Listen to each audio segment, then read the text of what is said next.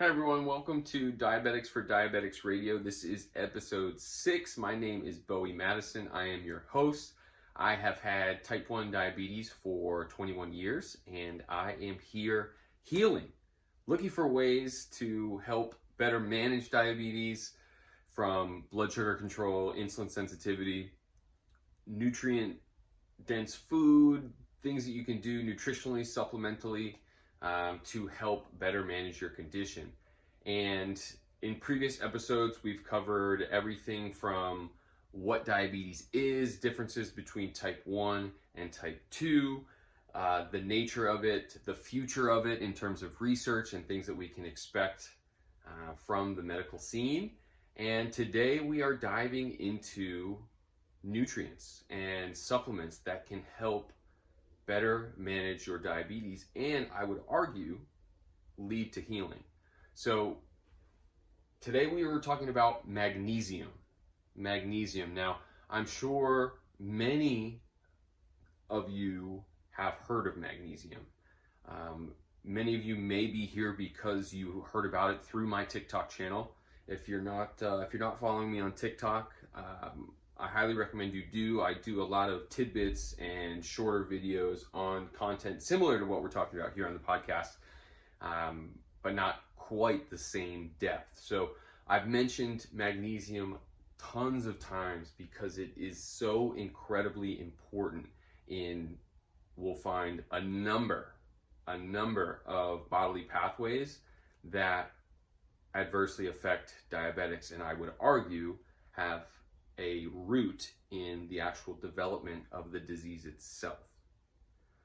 So, for those unfamiliar, magnesium is actually responsible, or at least plays a part in over 300 enzymatic pathways within the body.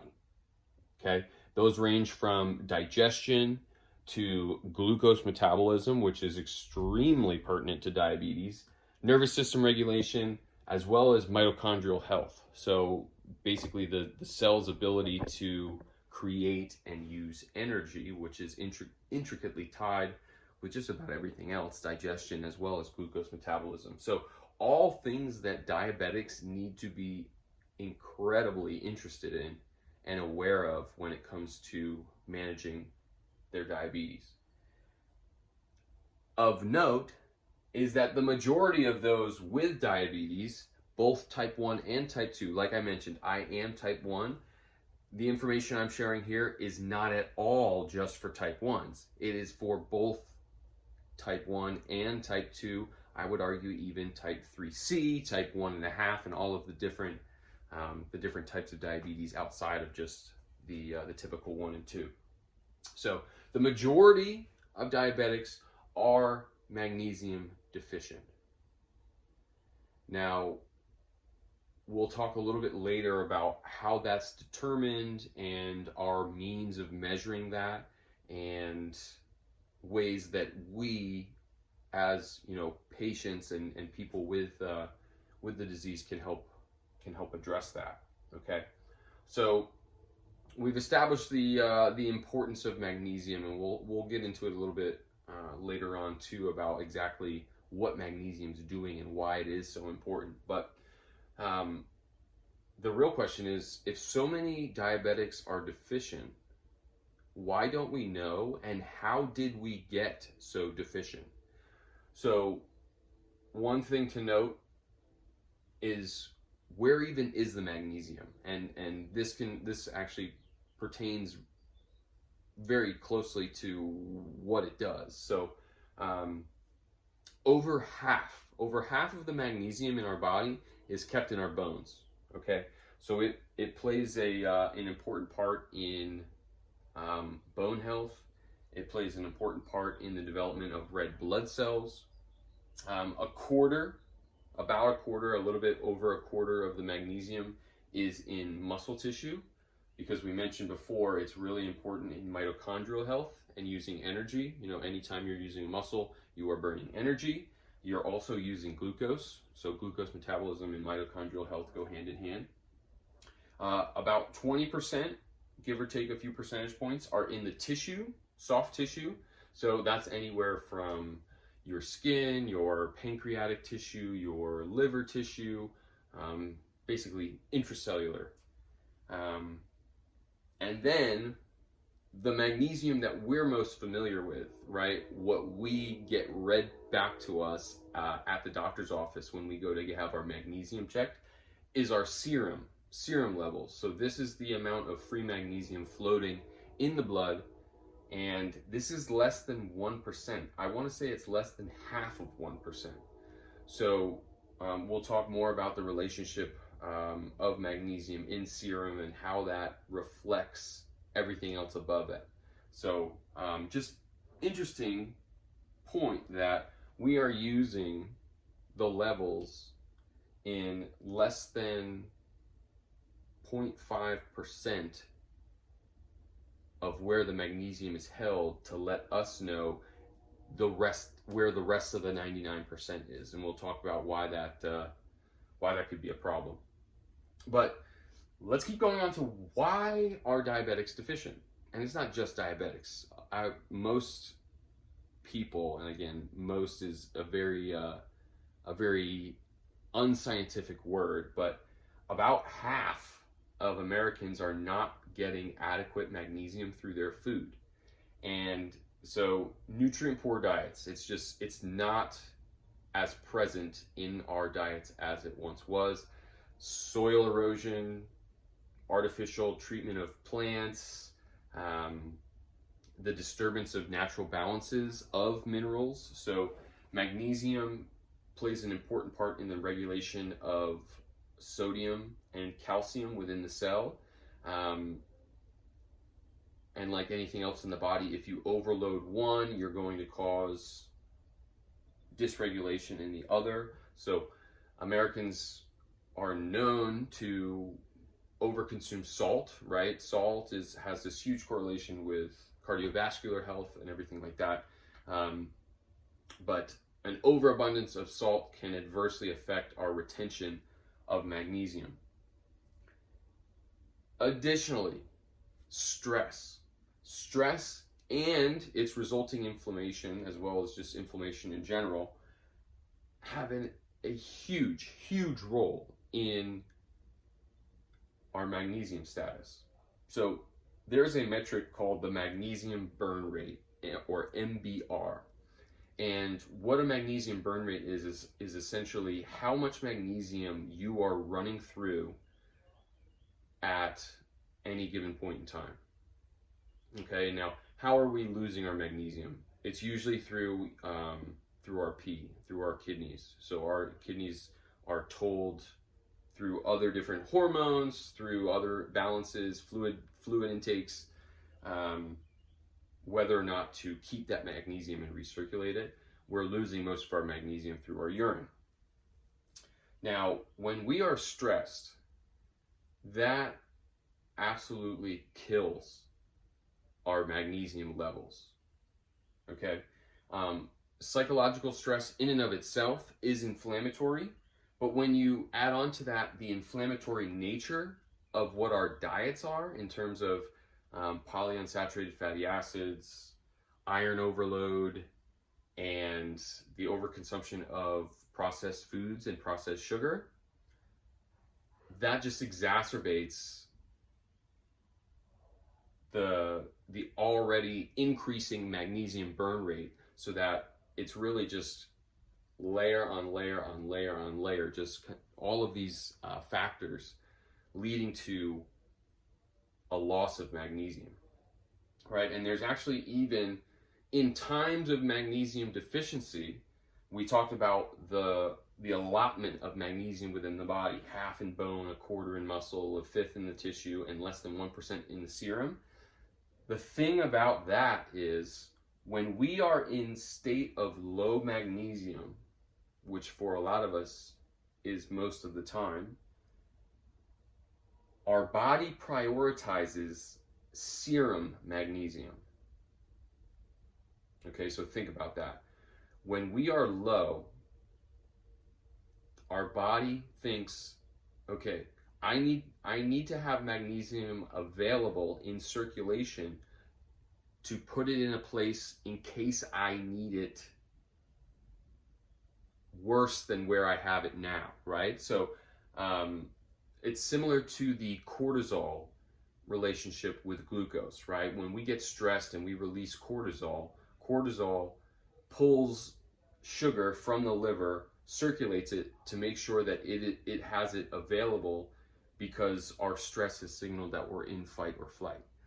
Same goes for magnesium, okay? So those, when our intake is too low, our bodily levels of magnesium are low, our body will pull magnesium from our bone, from our muscle, and from our tissue and deposit it into the serum to make sure that we have enough mobilized for, in case of emergency. Now, why is that a problem? Because clinically, like I mentioned before, when you go to the doctor's office and you have your magnesium levels read to you, what levels are you having read to you? The serum levels, okay?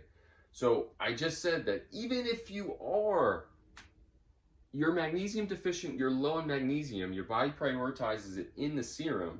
So the serum is the last thing to show a magnesium deficiency, right? Because your body has prioritized getting it in the serum to make sure that it's mobile. So when you go to the doctor and you could have, I've been a diabetic for, like I said, 21 years. Never ever has the word magnesium ever been mentioned in an endocrinologist visit. Why? Because my serum levels were good, right? We're using that clinically to dictate whether or not we need to pay attention to it, which is an issue, because just because that serum is good does not mean that you have enough in the tissue, does not mean that you have enough in the muscle, and does not mean that you have enough in the bone, right? And all of these levels, the bone, muscle, and tissue, are incredibly important elsewhere, right? And if it's in the serum, is it going to be in the gastrointestinal tract to improve digestion? Is it going to be in the cell where it's available to the magnesium to metabolize glucose and improve the health of the mitochondria? I can't say for sure, but logically that does not make any sense, right? So we need to, as diabetics, become much more aware of our magnesium status, our magnesium intake more than anything, because you may be asking yourself, okay, Bowie, well, what's a good way to measure it then? And I don't think that there is one, to be honest, right? Because when you ask for a magnesium test, you're going to get a serum level. But your doctor says, okay, well, if you really want to get serious about it, let's test your red blood cell levels. Now, your red blood cell level of magnesium is a better indicator of your magnesium status, because that is so closely related to the magnesium level in your bone, because that's where red blood cells are being produced. But the red blood cell content, or the magnesium content of the red blood cell, still only accounts for less than 1% of our total magnesium store. But like I said, because of that tie to the bone, it's a little bit of a better indicator. But again, it's not prioritized. You have to actually ask, no, I do not want serum. Would you please sign me up for the magnesium red blood cell test? It seems a little bit backwards, or rather just inefficient in terms of actually determining what our magnesium levels are. All right. So our serum levels of magnesium are not an accurate measure of total magnesium load. All right. So now that we've kind of figured out why magnesium is important for just baseline human, outside of its role in diabetes, magnesium is incredibly important in over 300 ways for our body. And we're not getting enough through our food. We are not prioritizing it in our food, and our lifestyles are actually promoting the loss of magnesium through overstress, under recovery, and our poor diets. All right, so what we'll move on to now is its role in diabetes. It has some very, very strong correlations and actually demonstrated roles in affecting things like insulin release, insulin sensitivity, and a lot more things that, blood sugar control, that as diabetics we need to be aware of, and we can improve. All right, so let's go ahead and get started on how it's important and why magnesium is important for a diabetic specifically. So now let's dive into magnesium and diabetes. All right, so as diabetics, we've learned the importance of magnesium and some of its attachment to possibly inflammation, right, which is basically at the root of diabetes, or so we've been told, right? It's a disease of inflammation. So inflammation caused our beta cells to be incorrectly terminated. It caused our insulin sensors and receptors on our cell surfaces to glycate and become altered so that they are not receptive to insulin. And again, so much of that is just kind of put under the umbrella of, well, it's inflammation. But when you look closer at magnesium's relationship with similar things like the release of insulin, like the health of beta cells, like the sensitization to insulin, they go hand in hand, right? So you'll see here, insulin secretion, so the release of insulin from beta cells requires magnesium. Okay? So you'll go look down here. So every single pathway involved in glucose metabolism has magnesium directly or indirectly affecting it.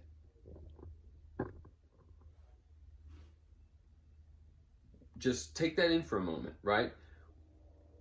If you're like me, you have never heard the word magnesium in a visit with a doctor before. That's an issue, okay?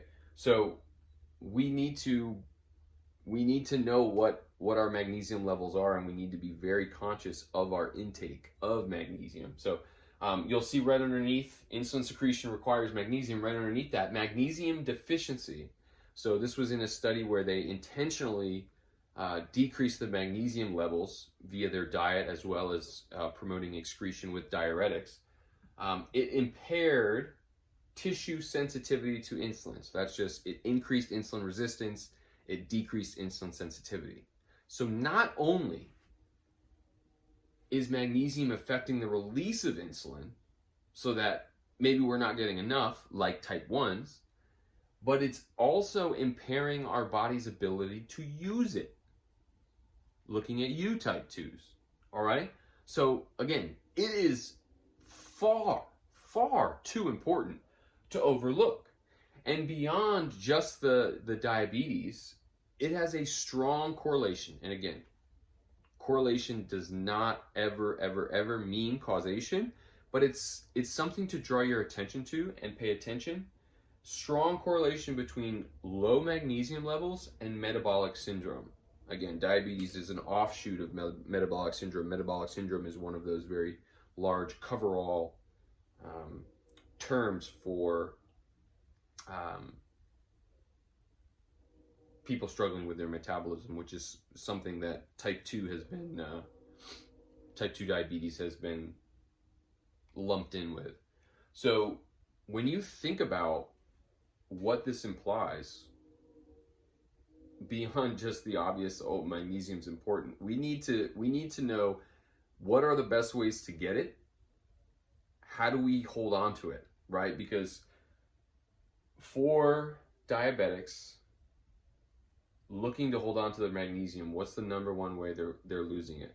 I mentioned it before. It's going to the bathroom. It's peeing, right? So when you are not managing your blood sugars properly and you are chronically hyperglycemic, your blood sugars are chronically high, that increases your fluid loss, right? It's increasing your frequent urination is one of the key symptoms of type 1 diabetes when you're first diagnosed. And then for type 2s, most of them are dehydrated because they can't hold fluids because their blood sugar is so high. And that has to do with the gradient, the fluid gradient, the fluid balance. When you have too much sugar in your blood, it's actually drawing water out of your cells, and you begin to excrete that. But when you're peeing so much, you're also losing more magnesium, right? So this is just an absolute perfect storm, because I mentioned before, when you're stressed and inflamed, you're going to lose more magnesium, right? That magnesium burn rate increases as your stress goes up. When you become more inflamed, you also lose more magnesium. And there's actually even a tie to that. So I mentioned before, maintaining serum levels of magnesium, right? So if your body's low, it's going to pull magnesium from the bone, from the tissues, in order to make sure that it has enough mobilized in the blood. When it does that, when your bone has magnesium pulled from it, does it like that? No. It's like, hey, now the bone's imbalanced, right? Now the tissues are imbalanced. So that in itself elicits another inflammatory cascade to make sure that the body knows that something is out of balance, right? So it's just this complete house of cards where, you're stressed, you're inflamed, your body makes a move to help address that, and the move it made to help address that just made another degree of inflammation elsewhere in the body, right? So again, at the root of all of it, you need to pay attention to your magnesium levels, all right? So as a diabetic, again, what are we looking for? Obviously, you need to stay hydrated. That's one of the biggest things. Hydration is going to make sure that you are maintaining that fluid balance. You need to manage your blood sugars, right? And I'll ride that all the way home, because when you think of all the complications of diabetes, glaucoma, chronic kidney disease, atherosclerosis,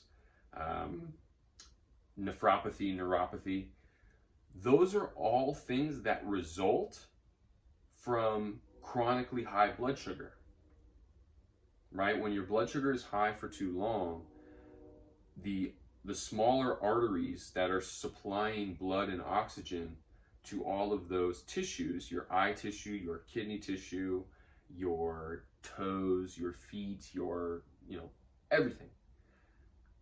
When those start to stiffen, right, because there's been so much sugar in the blood for so long, it gets difficult to deliver nutrients.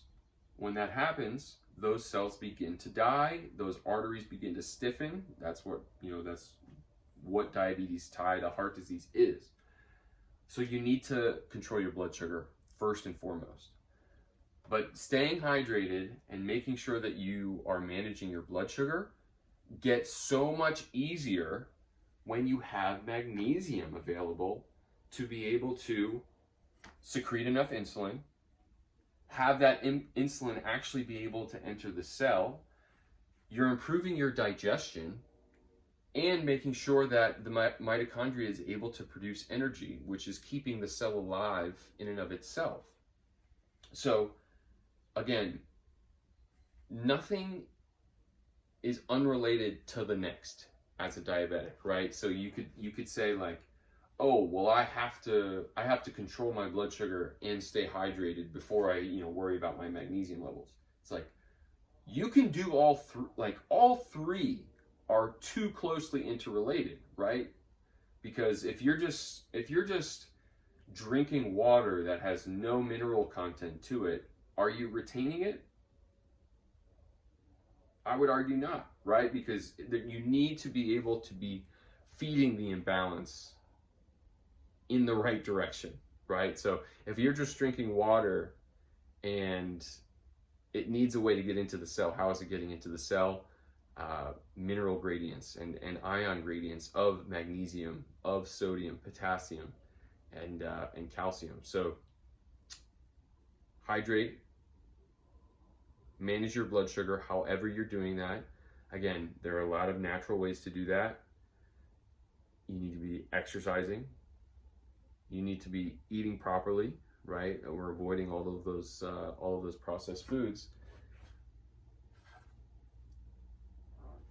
But you also need to be mindful of the mineral content of everything that you're eating, because those are the things that are actually going to deliver balance.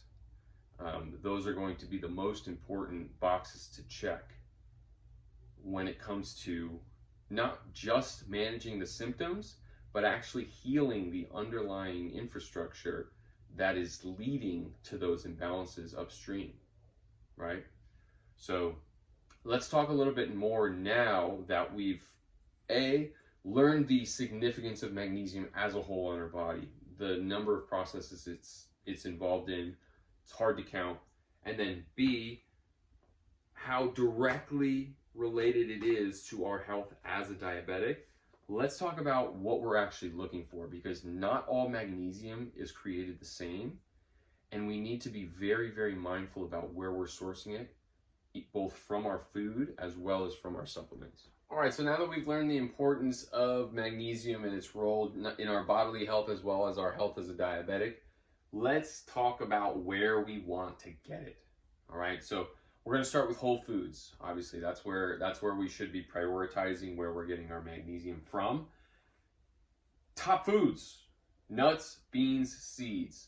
Chia seeds and pumpkin seeds are usually at the top of most lists that if you were to Google magnesium rich foods, those are going to be the top magnesium rich foods. Chia seeds, pumpkin seeds, sunflower seeds, black beans, chickpeas, a lot of cashews, almonds as well. Those are all very, very magnesium rich. Greens, specifically spinach, but I would venture into kale if you can tolerate it, as well as chard, and I think maybe cabbage as well. And then for fruit usually isn't super magnesium rich, but usually the all-stars of the fruit world for magnesium are going to be bananas, avocados, and figs. Now, when we think about restoring magnesium balance, so many diabetics have a long way to go, and magnesium is something that is not a quick fix, right? It's not like, oh, if I need a lot, I'll just take a lot and be better, right? I'm sure everyone has had an experience where they have taken too much magnesium, and taking too much magnesium too quickly will make you go to the bathroom, okay? So everyone has found themselves on the toilet after having taken too much magnesium. Actually, for those who have had a colonoscopy before, the fluid that they give you to clean out your digestive tract has magnesium sulfate in it, right? Magnesium sulfate is something that is going to absolutely clean you out, especially at the levels that they're giving you there. So this is going to be a slow and steady build. Slow and steady, right? So when we think like, okay, well, if I need a lot of magnesium, am I going to eat a lot of nuts, a lot of beans, a lot of seeds, a lot of, avocados? Those are all very calorie dense foods. So it's something that, a lot of people are saying, well, how am I supposed to eat enough magnesium to get to to get to where I need to be? And I would argue that most diabetics are going to need to supplement in order to regain all of that lost space between where they're supposed to be and where they are in a timely manner, instead of just going by food. You can do it food only. It is going to take significantly longer. Like I said, you're managing calories and activity. That makes things a little bit more complicated. Now, when it comes to supplementation, this can be one of the most confusing things, because right now magnesium did have its time in the limelight. I think a few years ago, everyone remembers the Calm product. You can get it at Costco, you can get it at Walmart. That is magnesium citrate, and if you'll see down here at the bottom, that is one of the ones that I'm looking to avoid. Why? It is very, very poorly absorbed, just like magnesium oxide, which is what you'll be prescribed if your doctor gives you a magnesium supplement, and magnesium sulfate. Magnesium sulfate, like I said, it's actually Epsom salts. So when you take an Epsom salt bath, by the way, an excellent way to externally absorb insulin, or not, externally absorb magnesium, not insulin, is magnesium sulfate. But if you were to ingest Epsom salts, you're gonna go to the bathroom and you're not gonna really absorb a ton of magnesium. So again, the Calm, the magnesium Calm, making you relax and regulate your nervous system. Citrate is going to make you go to the bathroom more than it's going to make you relax. And ironically, by going to the bathroom and losing so much fluid, you're actually losing more magnesium than you're absorbing by taking it. Make that make sense. All right, so when you are shopping for a magnesium supplement, I've got 4 listed here that are known to have a significantly higher absorption rate than these 3 down here. First one is magnesium bisglycinate. That's the one that I have the most familiarity with. That's what I personally use more than anything else. Magnesium malate is another one, magnesium threonate, and magnesium taurate. Okay, and which one's better, which one's better. I'm not here to say, oh, priority is this one or no. It's, if you can get your hands on any one of those 4, you're headed in the right direction. You're going to be absorbing more than if you were to get these 3 at the bottom, the oxide, citrate, or sulfate. Okay. Now, Thorne Research offers a really great magnesium bisglycinate powder that you can add to water. I have a Thorne link. I'll attach that, or I'll link that in the comments. You can go, and when you order it, create an account, and you'll get a discount off of the magnesium bisglycinate. But again, you are looking for any one of the 4: bisglycinate, malate, threonate, and taurate. Those are going to be the ones that you absorb better than anything else. The Calm, I will not be seen taking the Calm. It can make you go to the bathroom, and even if you are taking it and it isn't making you go to, noticeably any different going to the bathroom, you're not absorbing as much magnesium as you could. And interestingly enough, that citrate, the fact that the magnesium is bound to a citrate molecule, citrate has an adverse effect on your body's iron recycling system. And if you're familiar with any of my content through TikTok or YouTube, I'm arguing that iron recycling is at the core of the inflammatory cascade that led to diabetes in the first place. So we're looking to minimize our intake of anything attached to citrate to begin with, right? Just because it's not helping elsewhere in the body either. All right, so again, bisglycinate, malate, threonate, and taurate are excellent ways to supplement magnesium. Now again, how much? It's going to be as tolerated, and like I said, it is a slow and steady race. Everyone's tolerance is going to be a little bit different when you're first starting out. Less is more, but again, that's to avoid any emergency runs to the bathroom. Build up as quickly as you can at a manageable pace that is not going to adversely affect your gut health or your regularity. Okay. And again, those that are having digestive issues, magnesium is a great way to start to regulate that, right? From a stress component, from addressing inflammation standpoint, a great place to start. This is a great, Bowie, I don't know where to start. What should I start with? Magnesium's number one, right? I've got a whole list of supplements to cover.